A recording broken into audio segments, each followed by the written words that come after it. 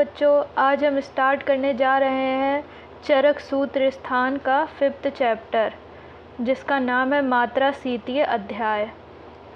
अभी तक हम लोग 4 चैप्टर पढ़ के आ चुके हैं। अब यहाँ से कौन सा चतुष्क स्टार्ट हो रहा है? स्वस्थ चतुष्क।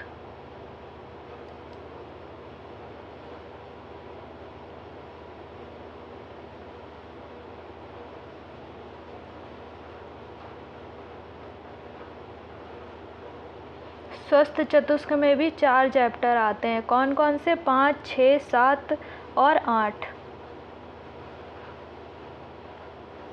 अब आगे बढ़ते हैं। मात्रा सीतीय अध्याय में सबसे पहले आहार की मात्रा का वर्णन किया गया है। इसमें ये 2 नंबर का क्वेश्चन है कि आहार की मात्रा किसकी अपेक्षा करती है? तो आहार की मात्रा अग्नि के बल की अपेक्षा करती है। आहार मात्रा पुनर्अग्निबल अपेक्षिणी। आहार की मात्रा किस पर निर्भर करती है? अग्नि और बल पर, अग्नि के बल पर। फिर क्या दिया गया है? यावदस्य अस्नम असित अनुपहत प्रकृतिम यथा कालम जरा गच्छति तावदस्य मात्रा प्रमाणम वेदितव्यम भवति। इसका अर्थ है कि मात्रा पूर्वक आहार कौन सा होता है? तो मात्रा पूर्वक आहार कौन सा होता है? मात्रा पूर्वक आहार वह आहार जो हमारी प्रकृति को बाधा ना पहुंचाए। ऐसा आहार कैसा होता है? मात्रा पूर्वक आहार जो हमारी प्रकृति को बाधा ना पहुंचाए। अब आता है कि गुरु आहार किसको कहते हैं और लघु आहार।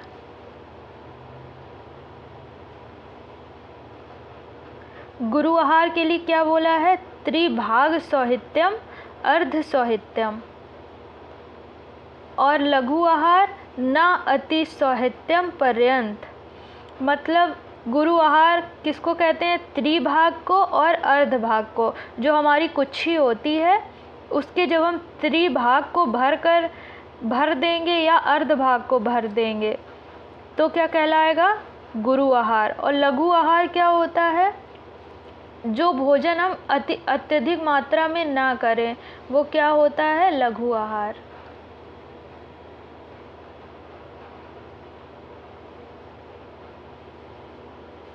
फिर आता है मात्रा अनुसार आहार के लाभ।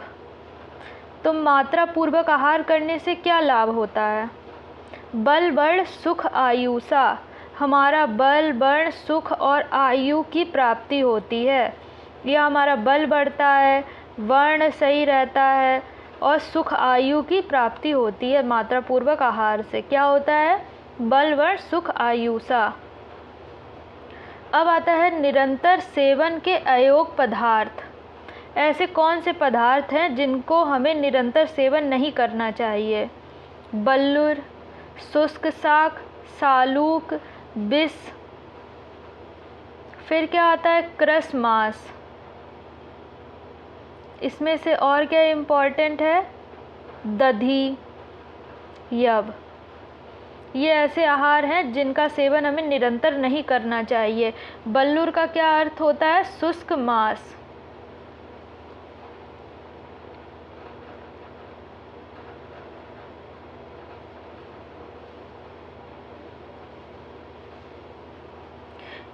क्रस मांस के लिए क्या बोला है? ना उपयोजयेत। अर्थात इसको हम कभी नहीं ले सकते हैं। जो शुष्क मांस है उसको हमें कभी नहीं लेना चाहिए।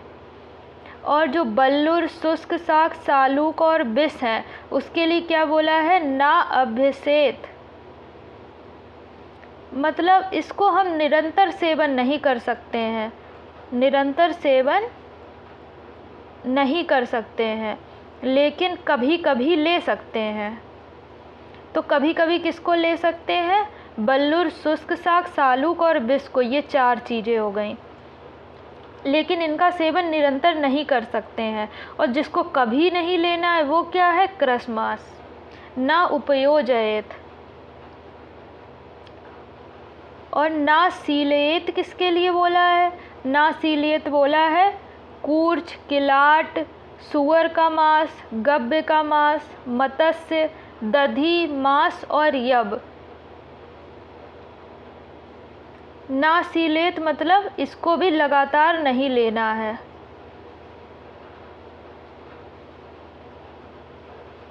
तो दो तो निरंतर सेवन नहीं करने हैं, एक क्या हो गया, कभी नहीं लेने वाला। कभी नहीं मतलब ना उपयोजयेत। ना उपयोजयेत क्या होता है? क्रस मास।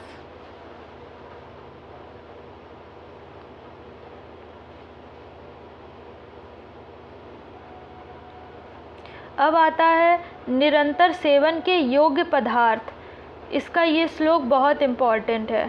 षष्ठी साली मुंदाश्चा सैंधव आम्लके यवान आंतरिक्षम पया सर्पी जांगलम मधु चा अभिषेत। अर्थात निरंतर सेवनीय पदार्थ कौन से हैं? षष्ठी और साली चावल। सब ये लघु आहार हैं, जैसे षष्ठी हो गया, साली हो गया, मुदक मतलब मूंग, सैंधव, आम्लकी, यव, अंतरिक्ष का जल, सर्पी मतलब घृत, जांगल मांस, मधु। ये सब कैसे होते हैं? जिनका हम निरंतर सेवन कर सकते हैं। षष्ठी साली मुंदाश्चा सैंधव आम्लके यवान अंतरिक्षम पया सर्पी जांगल मधु चा अभिषेत। अब आता है अंजन की विधि। तो आचार्य चरक ने दो प्रकार के अंजन बताए हैं। कौन कौन से? एक सौबीर अंजन और एक रसांजन। अब सौबीर अंजन कौन सा होता है? सौबीर अंजन वह अंजन होता है जिनका हम डेली प्रयोग कर सकते हैं।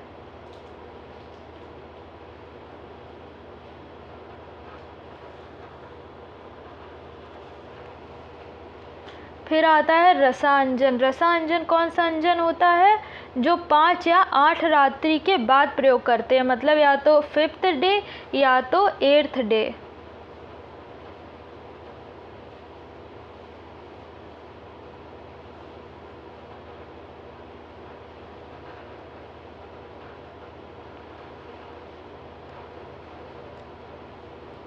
जो रसांजन होता है उसका प्रयोग हम श्रावणार्थ करते हैं, इसीलिए हम डेली नहीं करते हैं, क्योंकि ये जो अंजन है वो तीक्ष्ण होता है और क्या करता है, आँखों से श्राप कर देता है आंसू का, मतलब श्रावणार्थ होता है। इसीलिए इसका प्रयोग हम 5 या 8 रात्रि के बाद ही करते हैं।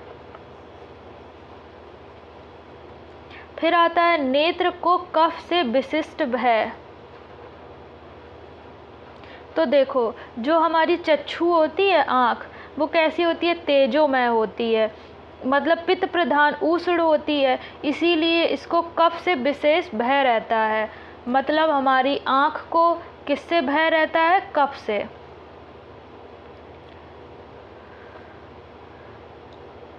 अब आता है अंजन का प्रयोग। तो अंजन किन से बना होना चाहिए? किन धातुओं से अंजन बना होना चाहिए? अंजन स्वर्ण आदि धातुओं से बना होना चाहिए। मणि, रत्न आदि, तैल, वस्त्र, बाल आदि साफ करने से निर्मल हो जाता है तथा उनमें अपनी नैसर्गिक शोभा आ जाती है। पहला तो है कि जो अंजन की सलाका है वो किससे निर्मित होती है? स्वर्ण आदि धातुओं से। तो इसमें ये उपमा दी गई है कि जिस प्रकार स्वर्ण आदि धातु और विभिन्न प्रकार के जो मणि और रत्न होते हैं, उनको अगर हम तैल, वस्त्र, बाल आदि से साफ करते हैं तो वो कैसे हो जाते हैं? निर्मल हो जाते हैं। उसी प्रकार अंजन और आश्चोतन से क्या होता है? नेत्र, अंजन, आश्चोतन आदि नेत्र शोधक द्रव्यों अथवा संस्कारों द्वारा शुद्ध दृष्टि उस प्रकार निर्मल दिखलाई देती है जिस प्रकार निर्मल आकाश में चंद्रमा। अर्थात इसमें क्या किया गया है? उपमा दी गई है।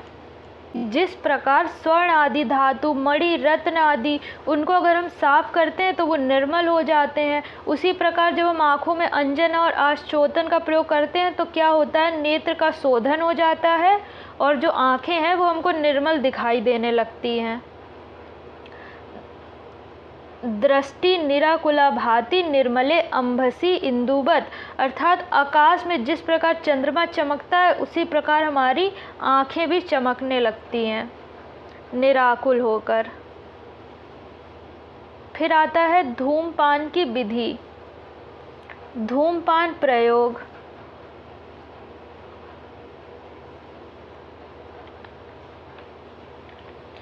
अब सबसे पहले इसमें क्या आता है कि जो धूम बढ़ती होती है जिससे हम धूमपान देते हैं वो किसके आकार की होनी चाहिए?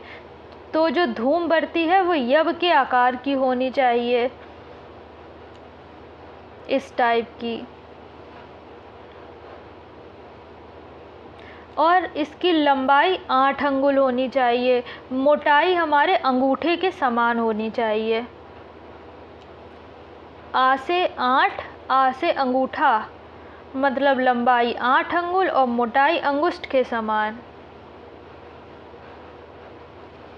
अब आता है धूमपान की फलश्रुति, मतलब धूमपान से क्या क्या लाभ होते हैं।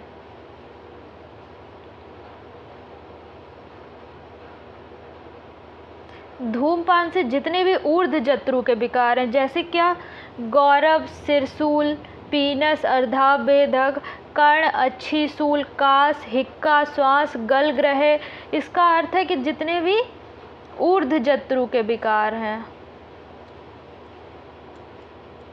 ऊर्ध्व जत्रु के विकार, वो सब किससे सही होते हैं? धूमपान से। ये सब जितने भी लिखे हैं वो सब ऊर्ध्व जत्रु के विकार हैं। और क्या? कफ बातात्मना, कफ और बात जन्य जो रोग हैं वो।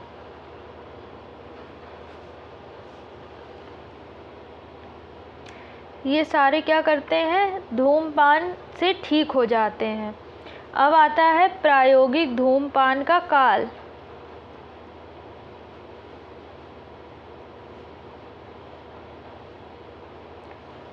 प्रायोगिक धूमपान के कितने काल बताए गए हैं? प्रायोगिक धूमपान के 8 काल बताए गए हैं।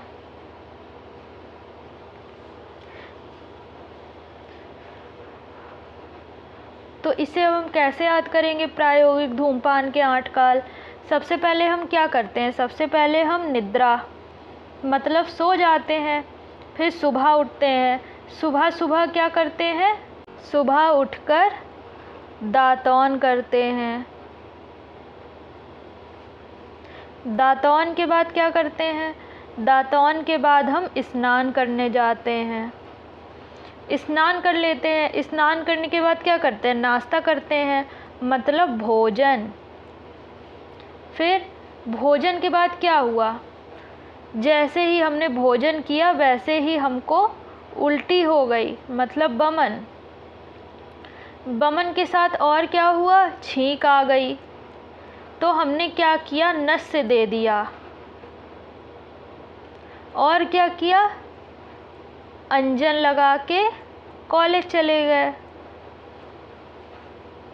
तो क्या किया? सबसे पहले सो गए, फिर दातौन किया, उठकर स्नान किया, भोजन किया, लेकिन हमें उल्टी हो गई, फिर छींक भी आ गई तो नस से दे दिया, फिर क्या किया? अंजन लगा के कॉलेज चले गए। तो ये क्या? स्नान के बाद, बमन के बाद, दंत धावन के बाद, अंजन के बाद, भोजन के बाद, छींक आने के बाद, नस्य के बाद, निद्रा के बाद। तो प्रायोगिक धूमपान के कौन से 8 काल होते हैं? ये 8 काल होते हैं। किसके? प्रायोगिक धूमपान के। अब आता है धूमपान के काल। अब हम इनको कैसे याद करेंगे? धूमपान के काल। तो सबसे पहले तो धूमपान के आचार्य चरक ने 3 टाइप बताए हैं। कौन से? प्रसव। प्रसव से याद करेंगे। प्रसव। प्रा से क्या है? प्रायोगिक। सा से क्या है? स्नेहिक। बा से क्या है? विरेचनिक। तो आचार्य चरक ने धूमपान के कितने काल बताए हैं? आचार्य चरक ने धूमपान के 3 काल बताए हैं, या 3 टाइप बताए हैं धूमपान के। प्रायोगिक धूमपान, इसका काल क्या है? दिन में 2 बार। स्नेहिक धूमपान दिन में 1 बार। विरेचनिक धूमपान दिन में 3 या 4 बार। तो क्या हुआ? 2 1 3 या 4, 2 1 3 या 4। इसको ऐसे भी याद कर सकते हैं कि कॉलेज में जो प्रैक्टिकल की क्लास होती है वो कितने घंटे की होती है, 2 घंटे की। लास्ट में 2 से 3 और 3 से 4। तो प्रायोगिक कितने बार हो गया, 2 बार। स्नेहन हम कितने बार करते हैं, 1 बार करते हैं स्नेहन। विरेचन, विरेचन मतलब डायरिया। जब तक हमको लूज मोशन जो है वो 3 से 4 बार नहीं होता है दिन में, तो हम उसको डायरिया नहीं मान सकते हैं। तो 3 या 4 क्या हुआ, विरेचन। अब आता है सम्यक धूमपान के लक्षण।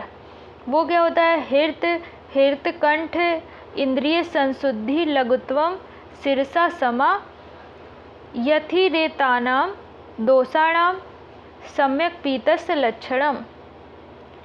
इसमें क्या इंपॉर्टेंट है, हृदय कंठ इंद्रिय की संशुद्धि हो जाती है, लघुता आ जाती है,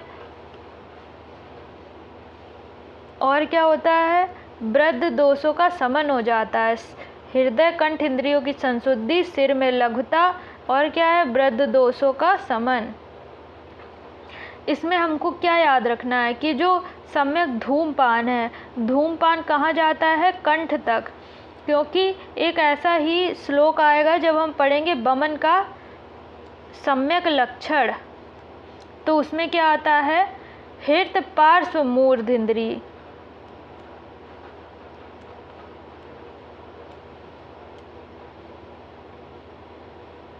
वो क्या श्लोक है, किसी को याद है, क्रमात कफ पित्तम अथ अनिलाश्चा, ऐसे करके श्लोक आएगा। उसमें क्या है, हृत पार्श्व मूर्ध इंद्रिय मार्ग शुद्धो तथा लघुत्वे अपीचा लक्षयम आणे।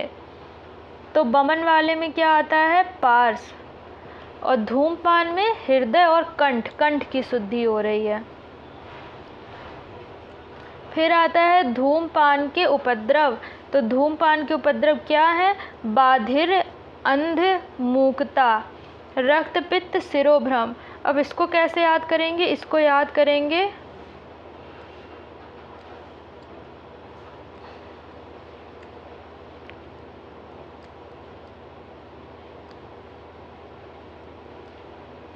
गांधी जी के 3 बंदर। गांधी जी के 3 बंदर कौन थे कि बुरा मत देखो, बुरा मत बोलो और बुरा मत सुनो। तो क्या हो गया, एक तो हो गया बाधिर कि बुरा मत सुनो, फिर क्या हो गया, अंधा, बुरा मत देखो, मूकत्व मतलब बुरा मत बोलो। ये क्या हो गए, गांधी जी के 3 बंदर। और फिर 2 क्या बचे, एक बचा रक्तपित्त और दूसरा शिरोभ्रम। जब ज़्यादा रक्तपित्त में खून निकल जाएगा तो क्या होगा, भ्रम हो जाएगा सिर में। अब आता है धूमपान जन उपद्रवों की चिकित्सा। तो अगर बात और पित्त की अवस्था है तो क्या करेंगे, घृत पान, नस्य, अंजन, तर्पण। रक्तपित्त में क्या करेंगे, शीत कर्म। कफ और पित्त बढ़ा है तो क्या करेंगे, रूक्षण चिकित्सा। ये उतना इम्पोर्टेंट नहीं है, ये वाला पॉइंट इम्पोर्टेंट था कि धूमपान के उपद्रव कितने, 5 हैं। 3 तो गांधी जी के बंदर, और दूसरा रक्तपित्त, तीसरा शिरोभ्रम। फिर आता है धूम नेत्र का प्रमाण। धूम नेत्र की लंबाई, वो भी हम किससे याद कर लेंगे, प्रसव से याद कर लेंगे। प्रा मतलब प्रायोगिक, वो कितना है, 36 अंगुल। सा मतलब स्नेहिक, वो कितना है, 32 अंगुल। बा मतलब बैरेचनिक, वो कितना है, 24 अंगुल।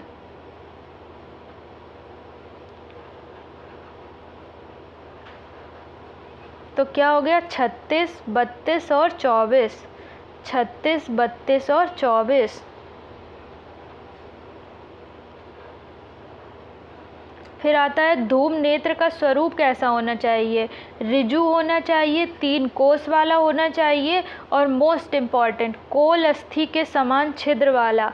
कैसा, कोल अस्थि के समान छिद्र वाला। फिर ये नहीं पढ़ना है। फिर आता है अतिपीत धूमपान के लक्षण। अगर हम अधिक मात्रा में धूमपान कर लेंगे तो क्या क्या लक्षण दिखेंगे। अविशुद्ध स्वर, हमारा जो स्वर है वो विशुद्ध हो जाएगा, अविशुद्ध। फिर कफ जो है वो कंठ में भर जाएगा। स्तिमित मस्तक, ऐसा लगेगा जैसे मस्तक में किसी ने गीले कपड़े से उसको ढक दिया है। ये होता है अपीत, धूमपान के लक्षण। अच्छा, इसका अर्थ है अयोग का लक्षण। अगर धूमपान ठीक से नहीं हो पाया है तब ये लक्षण दिखेंगे। अब आता है अधिक धूमपान के लक्षण। अगर हम अधिक मात्रा में धूमपान कर लेंगे तो क्या होगा? तालु, मूर्धा, कंठ में शोष और ताप, तृष्णा, मोह, रक्त का स्राव, शिरोभ्रम, अत्यर्थ मूर्छा, इंद्रिय उपताप। ये सब किसके लक्षण हैं? पित्त के लक्षण है। अगर पित्त अधिक बढ़ जाता है तो भी कौन से लक्षण दिखेंगे? ये वाले।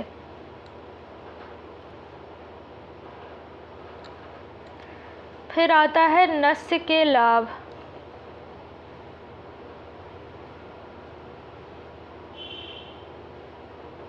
नस्य से क्या क्या लाभ होता है? चक्षु, घ्राण और स्रोत की शक्ति नष्ट ना होना।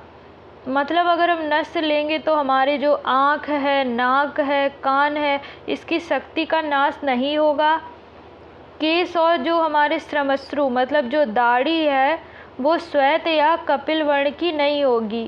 केश सात मतलब बाल नहीं झड़ेंगे, केश की वृद्धि होगी। मन्या स्तंभ, सिर शूल, अर्दित, हनुसंग, पीनस, अर्धाभेदक, सिर कंप का क्या होगा? ये सब जो रोग हैं उनका शमन हो जाएगा। सिर कपाल से संबद्ध सिरा, स्नायु, कंडरा का तर्पण एवं बलवर्धन, प्रसन्न एवं उपचित मुख, स्निग्ध स्वर। ये सब क्या है? ये सब नस्य के लाभ हैं। इसमें से केवल आपको 5-6 पॉइंट याद कर लेने हैं यूजी वाले बच्चों के लिए, बस, और कुछ नहीं। अब आता है अड़ू तेल के निर्माण की विधि। तो मोस्ट इम्पॉर्टेंट है इसमें कि इसके घटक द्रव्य कौन से हैं। तो इसमें 28 द्रव्य प्रयोग किए जाते हैं और माहेंद्र जल जो है वो 100 गुना, अजा दुग्ध 10वें पाक के दौरान मिलाया जाता है समभाग में। और इसमें कितने पाक होते हैं? 10 पाक होते हैं। इसकी मात्रा कितनी होती है? अर्धपल। इसकी जो मात्रा है वो बहुत इम्पॉर्टेंट है। और ये वाला पॉइंट, ये पीजी वाले बच्चों के लिए मोस्ट इम्पॉर्टेंट टॉपिक है। फिर आता है दंत धावन की विधि। तो आचार्य चरक ने दंत धावन के 2 काल बताए हैं। कौन से? एक तो प्रातः और एक सायं। और जो दातौन बनता है वो कौन से रसों से निर्मित होना चाहिए? कसाय, कटु और तिक्त।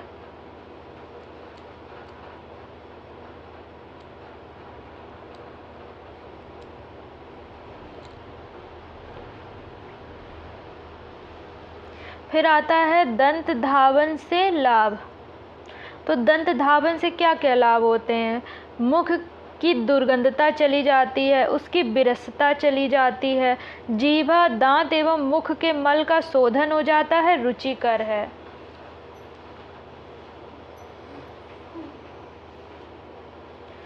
अब आता है दंत धावनार्थ उपयोगी वृक्ष।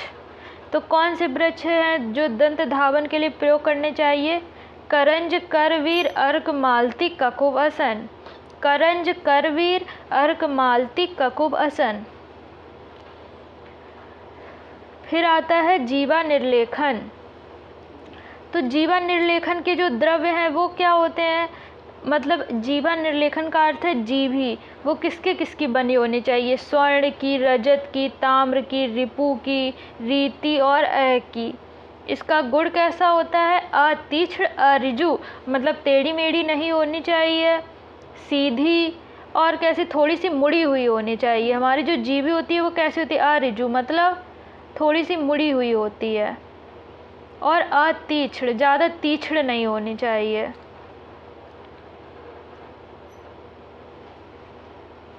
और जो जीवा निर्लेखनी है वो कितने अंगुल की होनी चाहिए? 10 अंगुल की। और दातौन हम लोग पढ़ के आए थे, वो कितने अंगुल की थी? वो थी 12 अंगुल की। इन सब का प्रमाण हम एक ट्रिक से याद करेंगे। आजाद, आजाद में आ मतलब अंजन सलाका, जो कितनी होती है? 8 अंगुल। फिर जा से क्या है? जीवा निर्लेखनी, जो कितनी होती है? 10 अंगुल। दा से क्या है? दातौन, जो कितना होता है? 12 अंगुल। तो आजाद, आजाद ट्रिक से हमको तीनों के प्रमाण याद हो गए। अब आता है अभ्यंग से लाभ। अभ्यंग से क्या क्या लाभ होते हैं? अभिघात से अविहत ना होना, बल कर्म करने से विकार ना होना, सुस्पर्श, उपचित अंग, बलवान, प्रिय दर्शन, अल्प जरा, ये सब क्या है? अभ्यंग से हमको प्राप्त होता है। अब आता है शरीर का परिमार्जन। मतलब शरीर का परिमार्जन मतलब क्या होता है? शरीर को पोंछना। तो शरीर को गीले कपड़े से जब पोंछेंगे तब हमको किस किस चीज़ की प्राप्ति होगी? एक तो दुर्गंधता नहीं आएगी, गौरवता दूर हो जाएगी, तंद्रा बार बार जो हम झपकी ले रहे हैं, नींद जैसी आ रही है, वो दूर हो जाएगी, कंडू मतलब खुजली, मलहर, आरोचक हर, स्वेद, इन सब का क्या होगा? ये सब हर हो जाएंगे, मतलब ये सब चले जाएंगे, दुर्गंधता चली जाएगी, गौरवता चली जाएगी, तंद्रा आदि ये सब चले जाएंगे। फिर आता है स्नान से लाभ। अब स्नान से क्या लाभ होता है? कोई भी जब हम पवित्र कर्म करने जाते हैं तो स्नान करके ही तो जाते हैं। तो क्या है? पवित्रम ब्रस्यम आयुष्यम, और क्या है? श्रम स्वेद मलापहम, शरीर बल संधानम, स्नानम ओजस्करम परम। ओज देने वाला कौन होता है? स्नान। पवित्र ब्रस्य आयुष, श्रम स्वेद मलहर, शरीर बल संधान कर, और क्या है? ओज प्रदान करता है हमको स्नान। ये बहुत इम्पॉर्टेंट है स्नान के लाभ। फिर आता है निर्मल वस्त्र धारण करने से। निर्मल वस्त्र मतलब स्वच्छ कपड़े, अच्छे कपड़े। तो इसमें एक पॉइंट याद करना है कि काम में अच्छे कपड़े पहनने की क्या होती है? हमको कामना होती है ना। तो वस्त्र वाले में एक पॉइंट क्या हो गया? काम में। और दूसरा क्या है? श्रीमद परिषद। अगर हम किसी भी परिषद में जाते हैं तो क्या करते हैं? अच्छे कपड़े ही तो पहन के जाते हैं परिषद। तो दो चीज़ें हो गई वस्त्र वाले में। एक तो क्या है? अच्छे वस्त्र पहनने की कामना होती है, मतलब काम में, और अच्छे वस्त्र पहन के ही हम परिषद में जाते हैं। तो श्रीमद परिषदम किसका है? निर्मल वस्त्र का लाभ है। और अगर अच्छे कपड़े पहनेंगे तो क्या होगा? लक्ष्मी आएगी, हमको हर्ष होगा। बस इतने ही पॉइंट याद रखने हैं इसमें। अब आता है रत्न एवं आभूषण धारण के लाभ। तो इसमें पहला पॉइंट क्या है? धन्यम मंगल्यम आयुष्यम। तो जो धनी व्यक्ति होते हैं वो ही तो रत्न और आभूषण धारण करते हैं। तो पहला पॉइंट हो गया धन्यम। फिर दूसरा क्या है? श्रीमद व्यसन असूदनम। जो व्यसनी होते हैं वो तो हम व्यसन से याद कर लेंगे, व्यसन से। एक था श्रीमद परिषद। श्रीमद परिषद में हम दो चीज़ें श्रीमद में, एक तो परिषद में अच्छे कपड़े पहन के जा रहे हैं, और श्रीमद व्यसद असूदनम क्या है? रत्न और आभूषण धारण करके भी हम श्रीमद में परिषद में जाएंगे। फिर जब रत्न और आभूषण अच्छे अच्छे धारण कर लो तो क्या होगा? वही है हर्ष होगा, ओज बढ़ेगा। बस ओज दो जगह आ चुका है, एक किस में आया था? स्नान में, और एक आया रत्न और आभूषण में। अब आता है पाद एवं मल मार्ग शुद्धि से लाभ। मेध्यम पवित्रम आयुष्यम अलक्ष्मी कलिनाशनम, ये है इसका लाभ। अर्थात पाद व मल की शुद्धि से क्या होता है? मेध पवित्र हो जाते हैं, आयुष अलक्ष्मी नाशनम कलिनाशनम। ये इतना इम्पोर्टेंट नहीं है। अब आता है क्षौर कर्म। क्षौर कर्म क्या होता है? नाखून बाल आदि काटना ना। तो जो हमारे नाखून और बाल आदि होते हैं वो क्या होते हैं? पौष्टिकम, पुष्टि को प्राप्त होते हैं, पुष्टि को प्राप्त होते हैं। तो ये हम कैसे याद करेंगे कि पुष्टि को क्या प्राप्त होते हैं? केश, नख, श्रमश्रु आदि। तो क्षौर कर्म में सबसे पहला पॉइंट क्या है? पौष्टिकम। फिर कौन सा पॉइंट याद करेंगे? रूप विराजनम। मतलब अगर हम केश, नख आदि अच्छे से बना लेंगे तो हमारा रूप भी तो अच्छा हो जाएगा, शुचि पवित्र हो जाएंगे। आयुष वृश्यम, इसमें 2 पॉइंट इंपॉर्टेंट है, एक है पौष्टिकम, एक है रूप विराजनम। पुष्टि को कौन प्राप्त होते हैं? केश आदि। तो कैसे याद किया? पौष्टिकम है क्षौर कर्म। फिर आता है पादत्र धारण। पादत्र धारण क्या होता है? चक्षुष से होता है, बस एक पॉइंट याद रखना है। फिर क्या है? शरीर रक्षा का निर्देश। नगरी नगरस्य रथस्य एव रथी यथा स्वशरीरस्य मेधावी कृतस्य एव अवहितो भवेत। इसका क्या पूछा जाता है? इसका रेफरेंस पूछा जाता है कि नगरी नगरस्य वाला श्लोक किसका है? चरक सूत्र स्थान 5 का। जिस प्रकार नगर का स्वामी नगर की रक्षा में तथा रथ का स्वामी रथ की देख रेख में सदा तत्पर रहता है, उसी प्रकार बुद्धिमान पुरुष को चाहिए कि वह अपने शरीर के उपर्युक्त दैनिक कृत्यों को पूर्ण करने में सावधान रहे। इसका अर्थ यही है कि जिस प्रकार नगर का स्वामी नगर की रक्षा करता है, रथ का रथ की रक्षा करता है, उसी प्रकार हमको क्या करना चाहिए? अपने शरीर की रक्षा करनी चाहिए। वो कैसे करेंगे? जो इसमें कर्म दिए गए हैं उन कर्मों को हम ठीक प्रकार से करके। अगर हम स्वस्थ व्रत का पालन करेंगे तो क्या होगा? हमारे शरीर की रक्षा होगी। अर्थात इस चैप्टर में स्वस्थ व्रत का वर्णन किया गया है। और सद्व्रत का वर्णन कहाँ किया गया है? आगे आने वाले 8th चैप्टर में। तो आज हमारा ये वाला चैप्टर भी ख़त्म होता है, चरक सूत्र स्थान का 5th चैप्टर। Thank you.